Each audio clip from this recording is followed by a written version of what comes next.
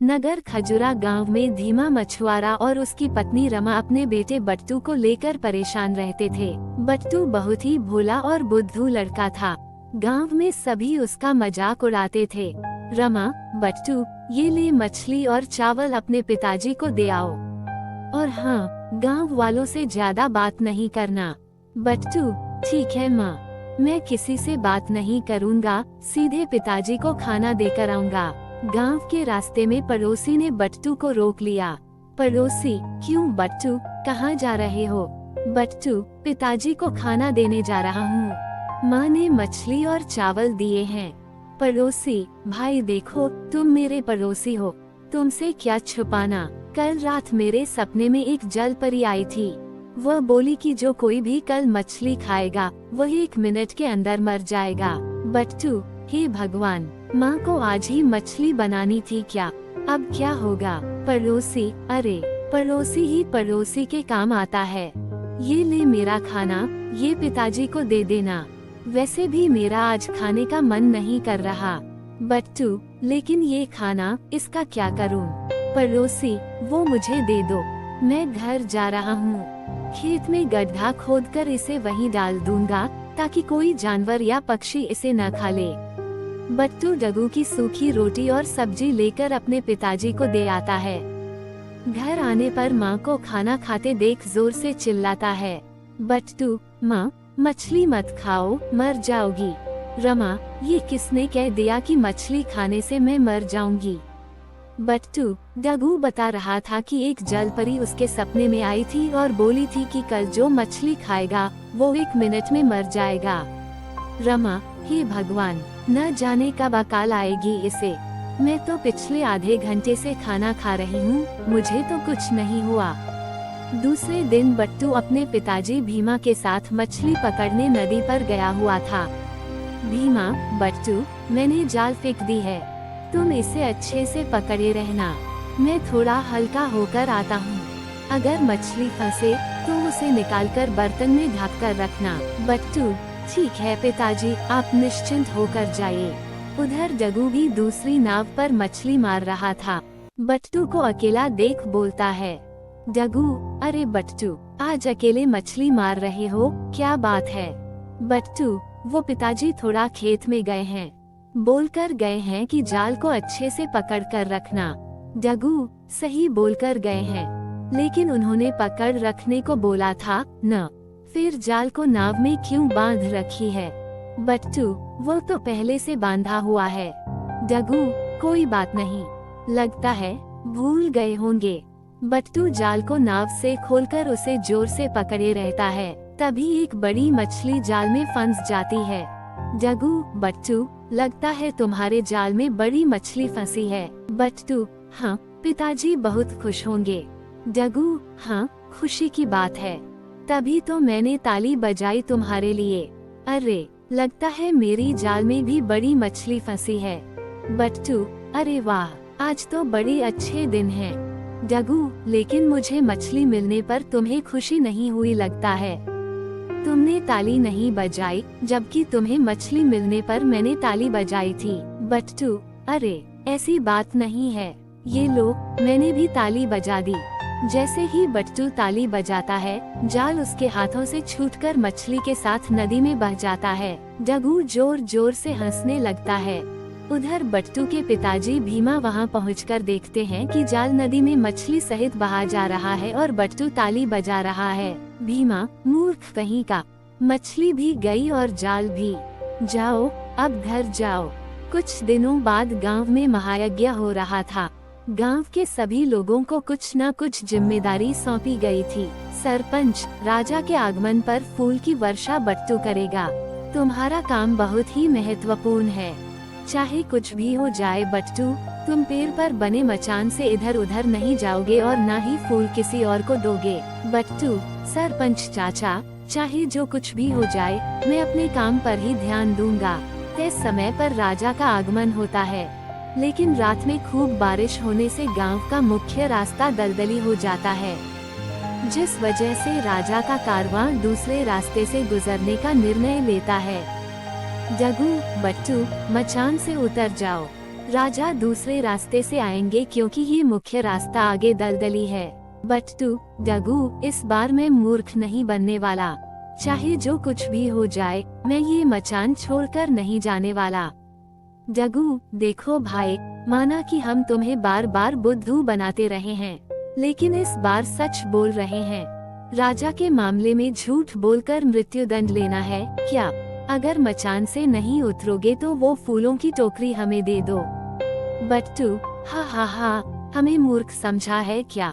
कल ही सरपंच जी सभी के सामने बोल चुके हैं कि फूलों की टोकरी किसी को मत देना और ना ही तुम मचान से उतरना। सुंदर, अरे डगू, तुम लोग यहाँ पर क्या कर रहे हो? राजा का कारवां लगभग पहुँच चुका है, जल्दी से जाकर पुष्प वर्षा करो। डगू, पिताजी, ये बट्टू ना ही मचान से उतर रहा है और ना ही हमें फूलों की टोकरी दे रहा है ताकि राजा पर पुष्प वर्षा की जा सके। सुंदर एवं गांव वालों के लाख समझाने के बावजूद बट्टू मचान से नहीं उतरता और राजा बिना स्वागत के गांव में प्रवेश कर जाते हैं। दूसरे दिन पंचायत में, सरपंच, कल जो हुआ वह नहीं होना चाहिए था।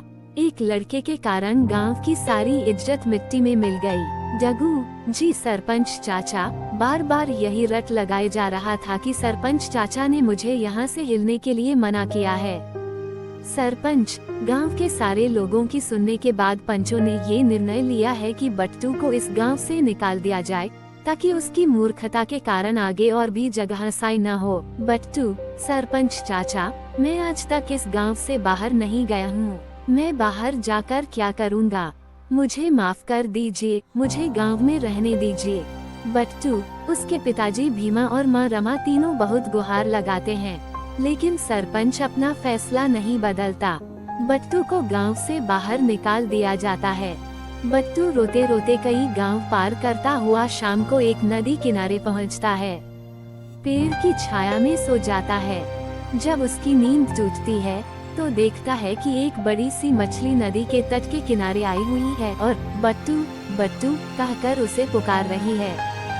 बट्टू, अरे मछली, तुम बोल सकती हो, आश्चर्य किंतु सत्य, लेकिन तुम्हें मेरा नाम कैसे मालूम हुआ? मछली, तुम ही याद है, एक दिन तुमने जाल में मुझे पकड़ लिया था, लेकिन फिर तुमने जाल सहित मुझे नदी में छोड़ दिया। मैं वही मछली हूँ। मेरी माँ जलपरी है और वह मछलियों की रानी है, लेकिन तुम यहाँ कैसे आए? बट्टू, यह एक लंबी कहानी है। मुझे सरपंच ने गांव से निकाल दिया क्योंकि मैं बुद्धू हूँ। मेरी मूर्खता के कारण गांव की जग हंसाई होती है। मछली, कोई बात नहीं, चलो तुम्हें मैं अपनी माँ से मिलवाती हूँ, शायद उनसे कोई मदद मिल जाए। मछली बट्टू को लेकर नदी के अंदर जलमहल में जाती है, जहाँ पर उसकी माँ जलपरियों की रानी उसे वर मांगने को कहती है। बट्टू, जलपरियों की रानी, अगर आप मुझे सचमुच वर देना चाहती हैं, तो मुझे बुद्धिमान बना दीजिए ताकि मैं अपनी बुद्धि से अपना परिवार और गांव का नाम रोशन कर सकूं। जलपरी रानी, तुम चाहते तो सोना, चांदी, हीरे जवाहरात हमसे मांग सकते थे, लेकिन तुम्हारे भोलेपन को देखकर मैं बहुत प्रसन्न हुई। आज के बाद कोई तुम्हें बुद्धू नहीं कहेगा। तुम एक ज्ञानी लड़के के रूप में जाने जाओगे और ये कुछ स्वर्ण आभूषण मेरी तरफ से तुम्हें भेंट दिया जाता है। इधर गांव में राजा खड़क सिंह का स्वागत ठीक से न कर पाने के लिए गांव के सरपंच और पुष्प वर्षा के लिए जिम्मेदार व्यक्ति को राजदरबार में बुलाया जाता है। सरपंच, अब मुझे कारावास होना तय है। मेरी मती मारी गई थी जो पुष्प वर्षा का कार्यभार मूर्ख बट्टू को दिया था। कहाँ हो भीमा? भीमा, अब क्या हुआ? मेरे बेटे को तो तुम लोगों ने गांव से बाहर निकाल ही दिया, अब क्या हमें भी निकालोगे? सरपंच भाई, मैंने तो बट्टू को गांव से ही निकाला, अगर वह अभी यहाँ रहता तो उसका कारावास तय था। चलो, राजदरबार में बुलाया गया है।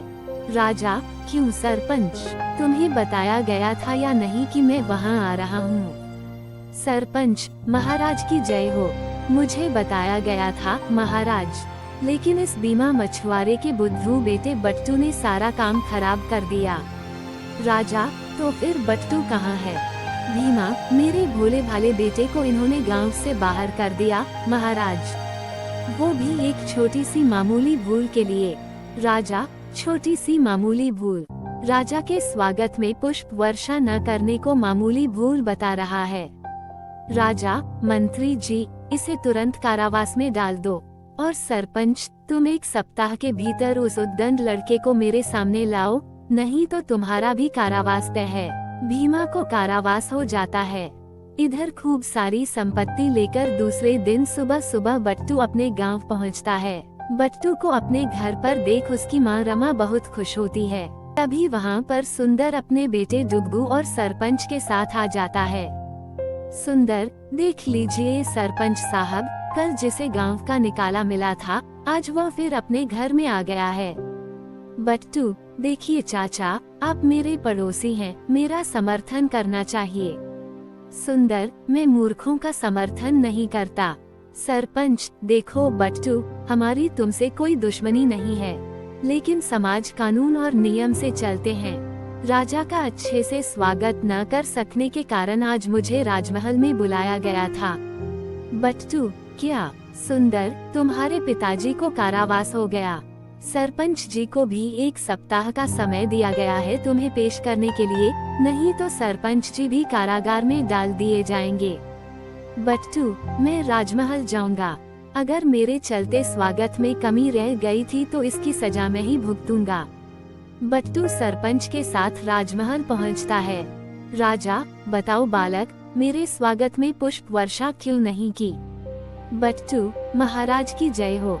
महाराज पर पुष्प वर्षा की जिम्मेदारी मुझे सौंपी गई थी, लेकिन रात में भयंकर बारिश होने के कारण सारे पुष्प गीले हो चुके थे और हम नहीं चाहते थे कि गीले पुष्प से आपका शाही पोशाक खराब हो, अतः मैं पुष्प वर्षा करना उचित नहीं समझा। राजा, हम तुम्हारे विचार से बहुत प्रसन्न हुए। तभी दरबार में एक ऐसा बहुरूपिया आदमी आता है जो कई भाषाओं का ज्ञाता होता है। वो भरी दरबार में बोलता है, आपके राज्य में कोई ऐसा ज्ञानी नहीं है जो मुझे बता दे कि हम कहाँ से आए हैं। लगभग सभी भाषाओं पर उसका एकाधिकार था, जिस कारण ये पता करना मुश्किल था कि वो किस स्थान से आया है। राजा, अगर तुम इस बहुरूपीय परदेसी का सही जवाब दे दोगे तो तुम्हारे साथ तुम्हारे पिताजी को भी माफ कर दिया जाएगा। बट्टू, महाराज की जय हो। अगर आप मुझे एक दिन दे तो मैं कल दरबार में ही बता दूंगा कि ये महाशय कहाँ से आए हैं और इनकी मातृभाषा क्या है। राजा, ठीक है, लेकिन ध्यान रहे यह मेरी भी इज्जत का सवाल है। राजा, मंत्री जी, इस परदेसी का रहने का प्रबंध महल में ही किया जाए। सरपंच, कहाँ मरवा दिया बट्टू तुमने।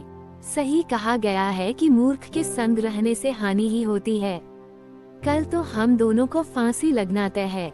बट्टू, सरपंच चाचा, अब बस शाही आनंद लीजिए।